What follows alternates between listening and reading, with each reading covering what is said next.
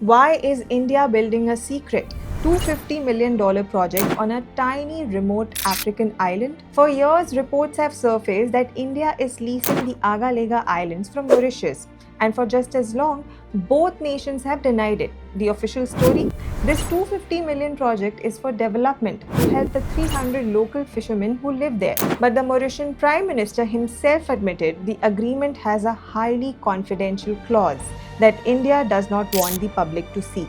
And when investigative journalists at Al Jazeera pointed a satellite at this tiny 26 square kilometer island, what they found was not a development project. They found a fortress. The fortress in the ocean.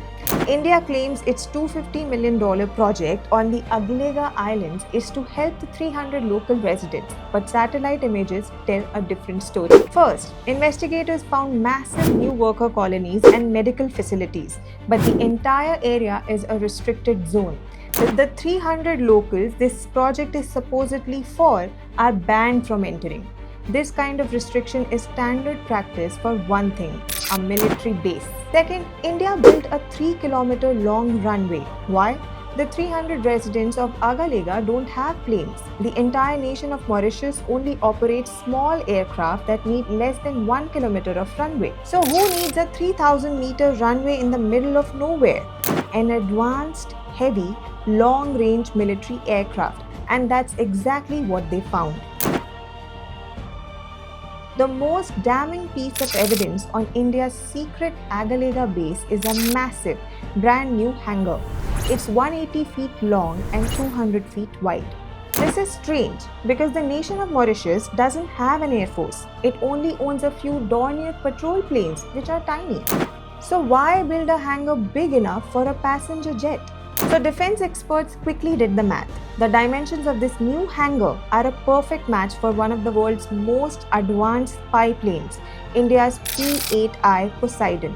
This is a submarine hunting aircraft packed with high-tech radars and communication tapping systems. And just recently, a leaked BBC photo confirmed everyone's suspicions. It showed a P-8I Poseidon sitting right on the Agalega runway. The 300 local residents of Agalega are protesting India's new base. They're terrified, and for a very good reason. They're afraid of becoming the next Diego Garcia. Just east of Agalega lies Diego Garcia.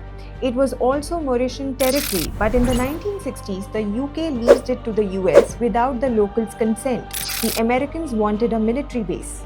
And the first thing the US military did? They forcibly expelled the entire native population. Every single man, woman and child was put on a boat and dumped in slums in Mauritius and in Seychelles. And to this day, not a single native Chagosian is allowed to return to their homeland. The Agalega locals are now watching India build hangars and restricted zones, and they are afraid that India will do them exactly what the US did to their neighbors. Little India. Why Mauritius said yes. If the locals are so scared, why is the Mauritian government happily allowing India to build a military base? The answer is simple. Mauritius is Little India. 70% of the entire Mauritian population is of Indian origin. Their ancestors were brought there from India, and Hinduism is the single largest religion in the country. This cultural bond is unbreakable, but India has also backed it up with money and support. India built 90% of its Mauritian metro network.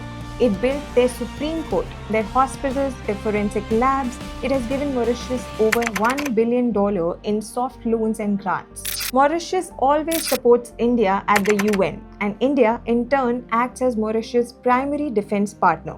But this deep bond goes far beyond money and culture. It's built on a secret political debt. Mauritius owes its entire modern political stability to India. In 1983, a political rival was about to launch a military coup to overthrow the Mauritian Prime Minister Anirudh Junod. In a panic, Junod called Indian Prime Minister Indira Gandhi for help. She authorized Operation Lal Dora, a top-secret military plan. The Indian Army and Navy were mobilized to sail to Mauritius and crush the coup. The mere threat of Indian intervention was enough to stop the coup in its tracks, saving the Mauritian government. Today, India's influence is total. You won't believe this, The National Security Advisor of Mauritius is a former high-ranking officer from India's spy agency RAW. The heads of Mauritian Coast Guard, their police helicopter squadron and their hydrography service are all active duty Indian Navy and Air Force officers.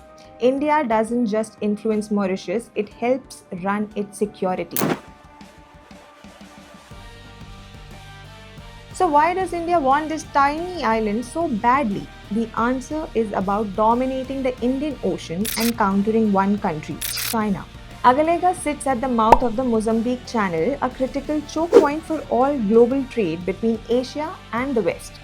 It's just as important as the Malacca Strait. By placing a P-8I spy plane base here, India can do three things.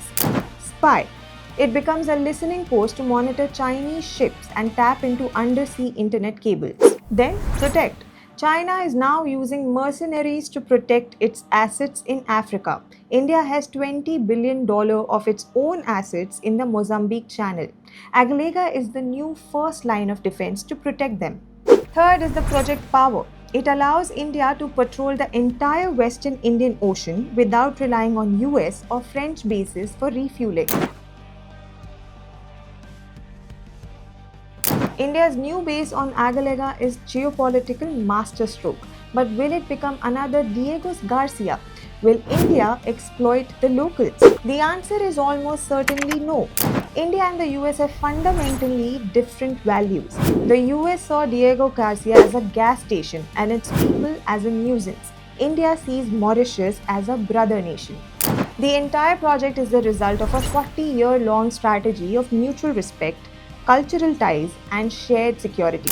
While China, the US, and France all have bases in the Indian Ocean, India's presence is not about colonization.